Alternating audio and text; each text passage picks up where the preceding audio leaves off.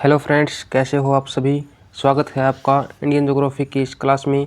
और आज का हमारा टॉपिक रहने वाला है भारत की प्रमुख नदियाँ। आज की वीडियो में हम कंप्लीट थ्योरी पार्ट को कवर करने वाले हैं और इससे अगली क्लास में हम इनसे संबंधित MCQs भी करेंगे। ठीक है, नदियों का हम 2 पार्टों में पूरा करने वाले हैं। एक वीडियो में हम करेंगे थ्योरी क्लास को और एक वीडियो में करेंगे हम MCQs को। तो चलते हैं हमारी आज के इस टॉपिक की तरफ और थ्योरी पार्ट को पूरा कर लेते हैं। सबसे पहले जो मुख्य पॉइंट है वो क्या है कि मुख्य नदी क्या होती है। मुख्य नदी क्या होती है तो यह किसी पर्वत, ग्लेशियर या झील से निकलती है और ढाल के अनुरूप बहती है और मार्ग में बहुत गहरी होती है। तो मुख्य नदी क्या होती है, ये किसी पर्वत के ग्लेशियर से निकलती है, ठीक है, और ढाल के अनुसार ही बहती है और ये गहरी भी होती है। इसके बाद आता है कि सहायक नदी किसे कहते हैं। यह मुख्य नदी में आकर मिलने वाली छोटी नदियाँ होती हैं, ठीक है। यह मुख्य नदी में आकर मिलने वाली छोटी छोटी नदियाँ होती है, इनकी गहराई भी कम होती है, ठीक है। उसके बाद आता है आपका अपवाह तंत्र या फिर नदी तंत्र। तो इसे की डेफिनेशन क्या होगी, मुख्य नदी या और उसकी सहायक नदी मिलकर नदी तंत्र का निर्माण करते हैं, फिर अपवाह तंत्र का निर्माण करते हैं। इससे आगे पॉइंट है बेसिन या द्रोणी। तो किसी नदी द्वारा जहाँ तक सिंचाई की जाती है उस क्षेत्र को बेसिन या द्रोणी कहते हैं, ठीक है। उसके बाद पॉइंट है सबसे बड़ा बेसिन। तो सबसे बड़ा बेसिन कौन कौन सी नदी बनाती हैं, आपकी जो 7 नदी हैं वो बनाती हैं सबसे बड़ा बेसिन। कौन कौन सी हैं, गंगा, सिंधु, गोदावरी, कृष्णा, ब्रह्मपुत्र, महानदी और नर्मदा, ठीक है। इसकी ट्रिक भी है कि गंगा सिंह के गोद में, कृष्णा ब्रह्मा से महान नहीं। गंगा सिंह के गोद में, कृष्णा ब्रह्मा से महान नहीं, ठीक है। अब इस ट्रिक के द्वारा भी इनको याद रख सकते हैं। इससे आगे है, देखो हम भारत की नदियों में प्रमुख 3 अपवाह तंत्रों को पढ़ने वाले हैं। सबसे पहले देखो यहाँ से, सबसे पहले पढ़ेंगे हमें जो यहाँ से जो मानसरोवर झील है यहाँ से निकलती है और यहाँ से होती हुई यहाँ गिर जाती है। तो इसमें पढ़ेंगे हम सिंधु नदी तंत्र, ठीक है। और एक यहीं से इस साइड के होकर बांग्लादेश में जाकर बंगाल की खाड़ी में गिर जाती है, ये है आपकी ब्रह्मपुत्र नदी तंत्र, ठीक है। और एक यहाँ से निकलती है और ये यहाँ से होती हुई ये कहाँ तक जाती है, बांग्लादेश में जाकर ये भी बंगाल की खाड़ी में गिर जाती है। इसे कहते हैं गंगा नदी या फिर गंगा अपवाह तंत्र। ये हम इस वीडियो में पढ़ने वाले हैं। उसके बाद हम जो दक्षिण भारत की जो नदियाँ हैं, रिवर्स हैं, उनको भी देख लेंगे, ठीक है। तो देखिए सबसे पहले आपका सिंधु नदी तंत्र। सिंधु नदी तंत्र जो कहाँ से निकलती है, ये तिब्बत की मानसरोवर झील से निकलती है और कश्मीर से होते हुए अरब सागर में मिल जाती है, ठीक है। कहाँ से निकलती है, तिब्बत के मानसरोवर झील से निकलती है, ठीक है, और कश्मीर से होते हुए अरब सागर में गिर जाती है। अब देख लेते हैं हम सिंधु की सहायक नदी कौन कौन सी है। सिंधु की सहायक नदी कौन कौन सी है, सबसे पहले आपकी झेलम नदी। कौन सी, क्या है झेलम नदी, ये कश्मीर के शेषनाग झील से निकलती है और भारत पाकिस्तान की सीमा बनाते हुए चिनाब में, सॉरी यहाँ पर चिनाब आएगा, चिनाब में मिल जाती है, ठीक है। एक बात और क्या है कि सिंधु जल समझौता हुआ था। सिंधु जल समझौता हुआ था कब, 1960 में। इसके तहत सिंधु तंत्र की 2 नदी हैं। कौन कौन सी, को झेलम है, ठीक है, और एक है चिनाब, एक है चिनाब, ठीक है। ये 2 नदियाँ हैं, इनका केवल 20% जल ही भारत यूज कर सकता है, ठीक है। ये एक संधि हुई थी 1960 में। इसके अनुसार भारत झेलम और चिनाब नदी का सिर्फ 20% भाग ही जल का प्रयोग कर सकता है, ठीक है। देखो इसके बाद है चिनाब नदी हिमाचल प्रदेश से निकलकर कश्मीर होते हुए सिंधु नदी में मिल जाती है। सिंधु की सबसे बड़ी सहायक नदी है। ये पॉइंट आपको ध्यान में रखना है। इससे आगे है रावी नदी, ये हिमाचल प्रदेश से निकलती है, ठीक है। और व्यास नदी हिमाचल प्रदेश से निकलकर सतलुज नदी में मिल जाती है। उसके बाद आती है आपकी सतलुज नदी, ये भी मानसरोवर झील से निकलती है। कहाँ से निकलती है? मानसरोवर झील से निकलती है और शिपकिला दर्रा होते हुए भारत में प्रवेश करती है। शिपकिला दर्रा होते हुए भारत में प्रवेश करती है और चिनाब में मिल जाती है। तो सिंधु नदी की सबसे बड़ी सहायक नदी कौन सी होगी? आपकी चिनाब नदी होगी, ठीक है। इससे आगे है ब्रह्मपुत्र नदी तंत्र। ब्रह्मपुत्र नदी तंत्र, इसका उद्गम भी कहाँ से होता है? मानसरोवर झील से होता है। और तिब्बत में से सांगपो कहते हैं, अरुणाचल प्रदेश में से दिहांग, असम में ब्रह्मपुत्र, बांग्लादेश में जमुना कहते हैं, ठीक है। बांग्लादेश में से क्या कहते हैं? जमुना कहते हैं। और गंगा में मिलने के बाद इसको मेघना भी कहते हैं। जब ये नदी गंगा में मिल जाती है तो इसको मेघना कहते हैं, ठीक है। इसकी सहायक नदी कौन कौन सी होंगी? सबसे पहले है दिहांग नदी, जो कि कहाँ पर है? अरुणाचल प्रदेश में है, ठीक है। और यह ब्रह्मपुत्र की सहायक नदी है। उसके बाद आती है कि लोहित नदी।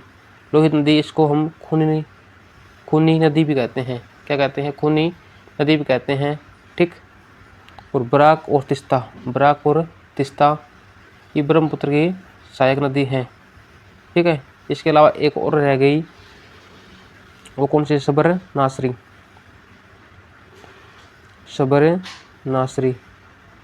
ये भी किसकी सहायक नदी है? ये भी आपके ब्रह्मपुत्र की सहायक नदी है। ये भी आपको ध्यान में रखना है। इससे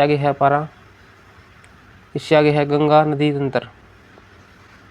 तो जो भारत की सबसे लंबी नदी है, इसकी लंबाई कितनी है? 25 किलोमीटर इसकी लंबाई है।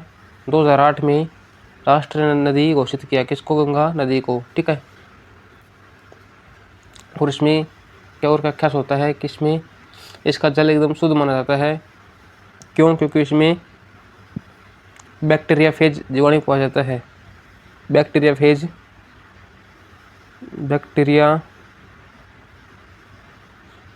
जीवाणु के कारण इसमें जो है हानिकारक जो जीवों को खा जाता है। कौन? बैक्टीरियाफेज। और इसका जो जल है वो शुद्ध रहता है, ठीक है। इससे आगे है जो गंगा नदी है, उससे आगे क्या है? जो गंगा नदी है वो 2 देशों से गुजरती है, भारत एवं बांग्लादेश से, ठीक है। भारत एवं बांग्लादेश से गुजरती है गंगा नदी, ठीक है। इससे आगे है गंगा नदी भारत के 5 राज्यों से गुजरती है। वो राज्य कौन कौन से हैं?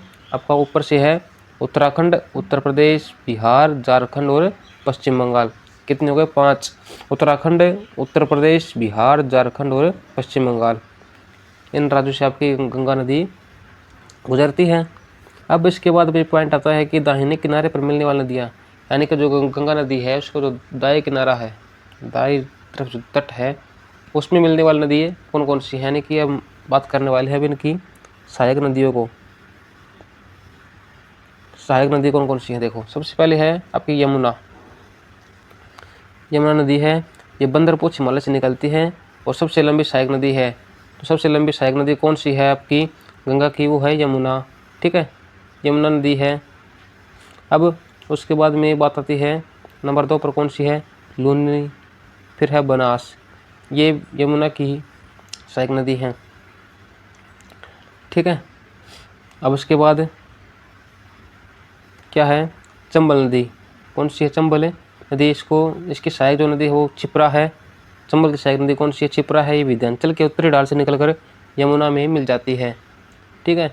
उसके बाद आपका पॉइंट आता है काली सिंध। ये चंबल की सहायक नदी है और जो सिंध है वो यमुना की सहायक नदी है।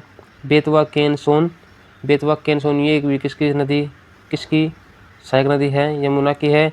और यमुना किसकी है? गंगा नदी की सहायक नदी है। इससे आगे है बाएं किनारे पर मिलने वाली नदियाँ, तो कौन कौन सी है? सबसे पहले है महानंदा, सिक्किम से निकलकर गंगा में मिल जाती है। उसके बाद में हम कोसी, नेपाल में से सप्तकोशी कहते हैं। कुटीहर की कुर्सेला में गंगा में मिल जाती है, ठीक है। कहाँ से मिलती है ये?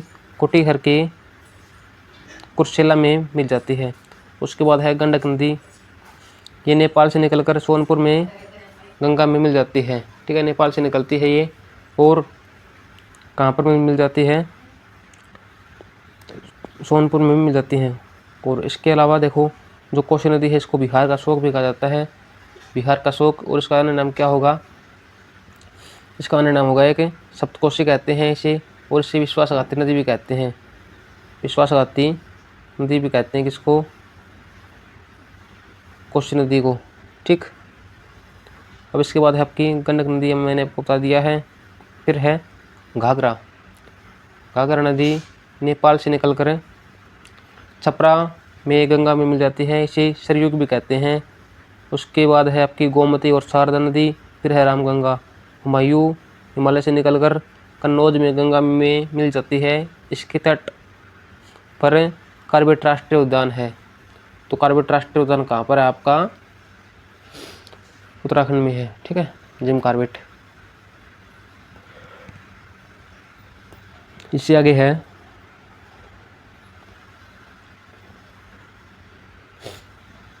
हम इंडिविजुअल नदियों को पढ़ने वाले हैं कि कौन सी नदी कहाँ पर है और किसको क्या कहते हैं। सबसे पहले आपकी दामोदर नदी कहाँ पर है? झारखंड में है, बंगाल का शोक कहते हैं। क्या कहते हैं? बंगाल का शोक कहते हैं। ठीक है, इससे आगे है स्वर्णरेखा नदी, ये कहाँ पर है? झारखंड की नदी है। ठीक है, जो कि बंगाल की खाड़ी में गिर जाती है, और जो बराकर है वो भी झारखंड की नदी है। फिर है माही नदी, माही नदी जो है वो कर्क रेखा को 2 बार काटती है भाई, ये इंपॉर्टेंट नदी है। आपसे प्रश्न पूछ लिया जाए कि कौन सी नदी कर्क रेखा को 2 बार काटती है, तो वो कौन सी होगी? माही नदी। उसके बाद है नर्मदा नदी, तो अमरकंटक से निकलकर पश्चिम की ओर भ्रंश घाटी से बहती हुई अरब सागर में गिर जाती है। यह डेल्टा न बनाकर सेंचुरी बनाती है। ठीक है, तो कहाँ से निकलती है? अमरकंटक से निकलती है, और पश्चिम की ओर भ्रंश घाटी से बहती हुई अरब सागर में गिर जाती है। इससे आगे है ताप्ती नदी, ये भी पश्चिम की ओर भ्रंश घाटी से बहते हुए सेंचुरी बनाती है और अरब सागर में गिर जाती है। फिर है महानदी, ये भी कहाँ से निकलती है? अमरकंटक से निकलती है, और पूर्व की ओर बंगाल की खाड़ी में गिर जाती है। फिर गोदावरी, ये नासिक से निकलती है, आपकी बंगाल की खाड़ी में गिरती है। इसे दक्षिणी गंगा या फिर बूढ़ी गंगा कहते हैं।